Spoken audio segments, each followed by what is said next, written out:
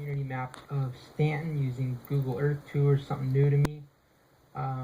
Starting our tour right here from Cal Stan. If you're not familiar with where Stanton is, if Fullerton's off 57 to 91, zoom out a little bit. And Stanton's on Beach Boulevard, primarily between the 91 and the 22. I'm from Garden Grove, which is close, but fairly new to living in Stanton. I thought that not having a current classroom, this would be a good opportunity to practice using Google Earth and learn to myself some of the physical and abstract resources in the nearby area. So we'll take a look at two of the local schools. I student taught a couple years ago at Alamitos Intermediate, which is Central Garden Grove, but it does feed into, from Stanton, it feeds into Alamitos Intermediate. Alamitos Intermediate and the nearby Rancho High School, they're right next to each other. They have the same demographics and socioeconomic status, which breaks down as 53% Hispanic, 30% Asian, and roughly 12% white. This right here is Rancho Alamitos. If we just continue up Dale, going towards Beach Boulevard, we get to Rancho High School. Rancho receives Title I and Title III funding, has an 84% graduation rate.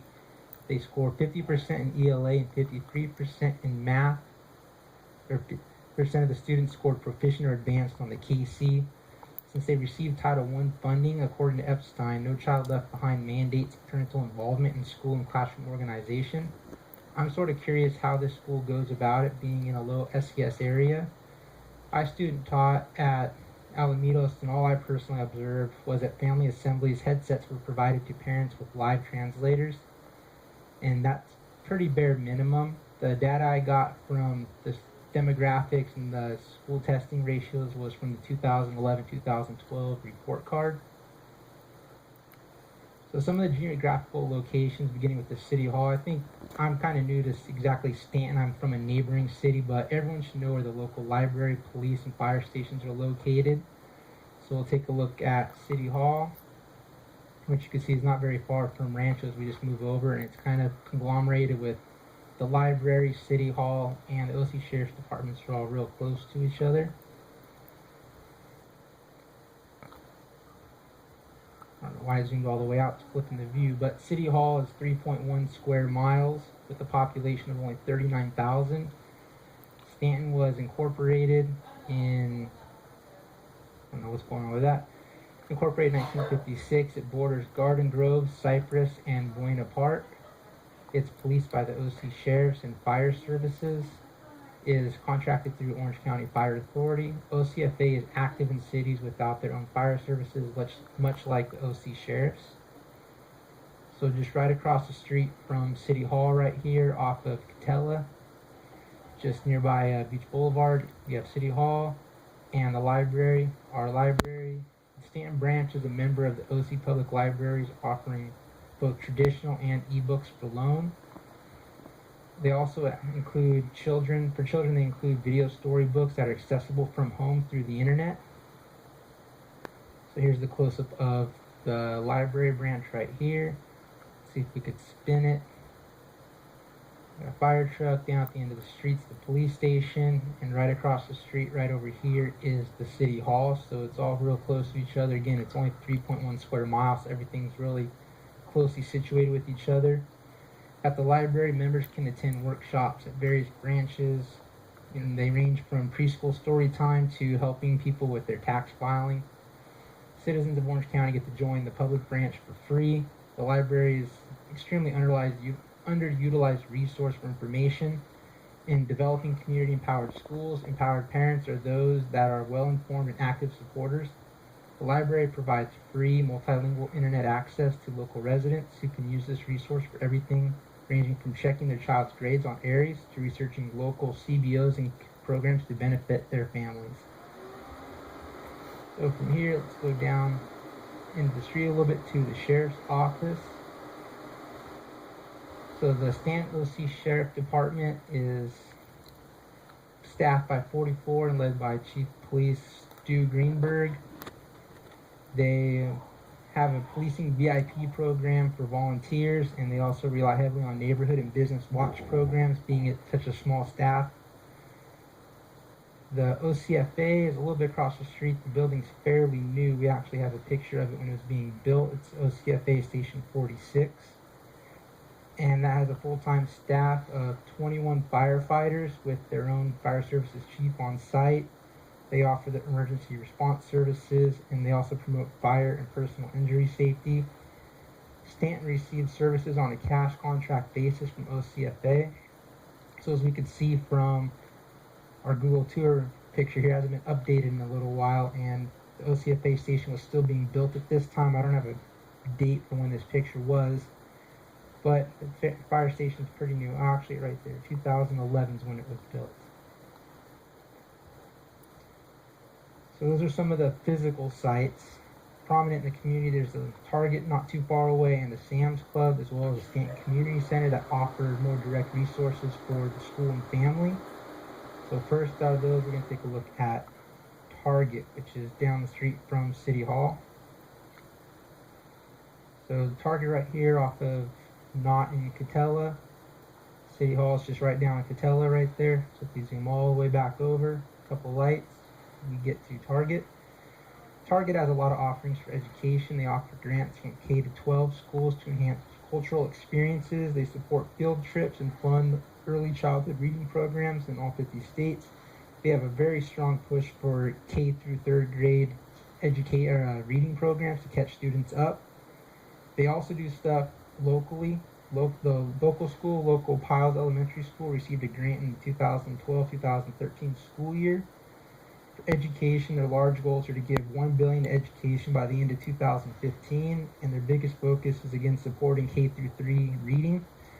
Currently, they're at $777 million and gave $98 million in 2012 alone to education.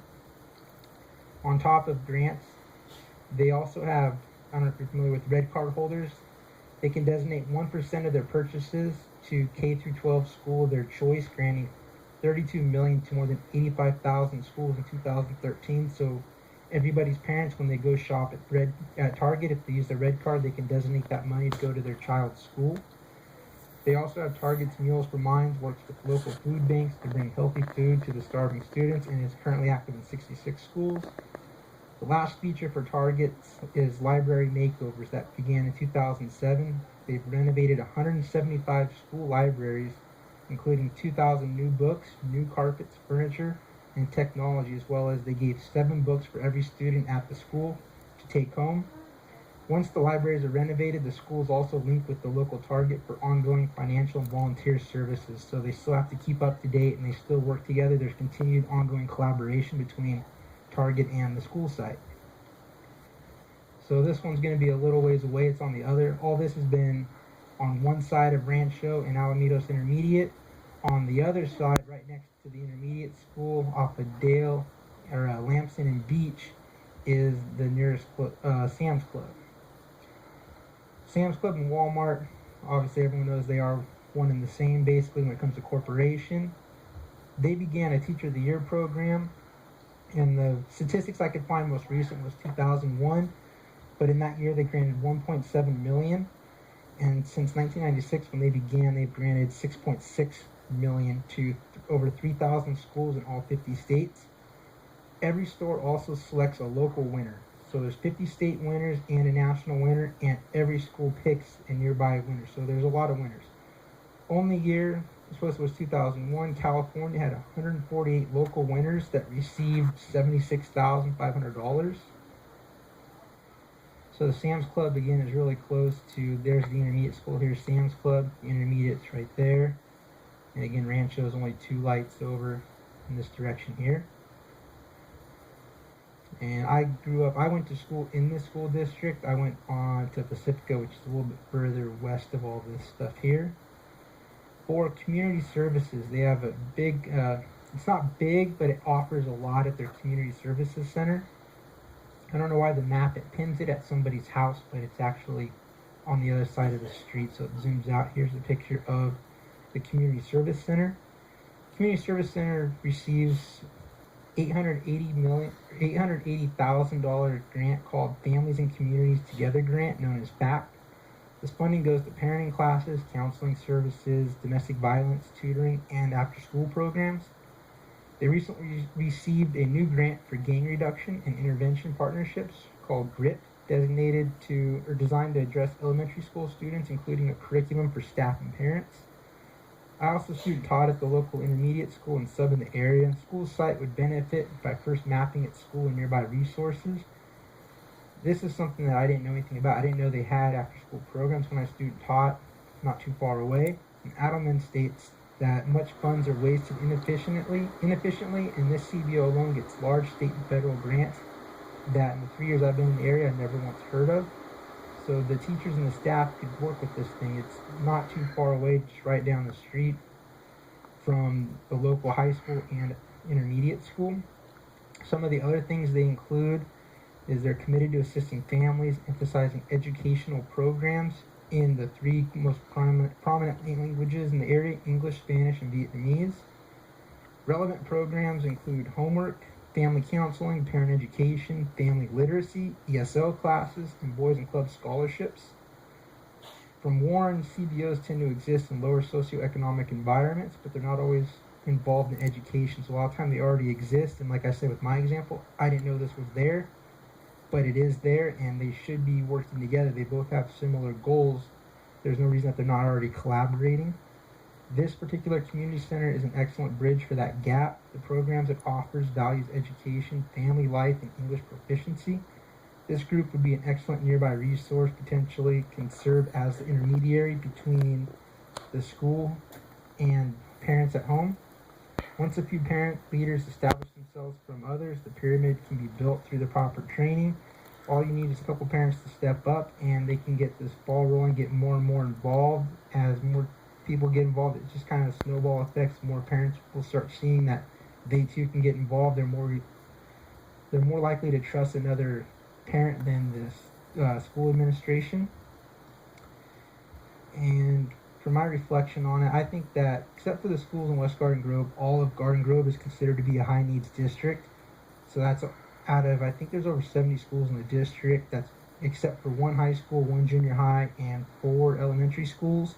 It's all high needs, predominantly Hispanic and Asian, which fluctuates by site. With such a high designation, the biggest challenge, in my opinion, is the language gap. More opportunities for English workshops and technology workshops would be the most beneficial. For the most part, parents are sent home a letter that students' grades are posted online regularly, but not much is available in the way of direct training. I feel that one of the best ways to begin getting parents involved is showing them how to keep their child accountable for grades, and that includes knowing their exact grade at any time. For those without internet access at home, the library that I showed earlier is a great place to visit weekly, and the local branch includes assistance in Vietnamese and Spanish. So that concludes my Google Earth tour, making a community physical and abstract map of Stanton. Again, I don't have a permanent classroom, and I'm fairly new to living in Stanton, so I thought it'd be a good opportunity to kind of learn some of where these different resources are at, just for my personal knowledge, as well as looking at what businesses, organizations are in the area.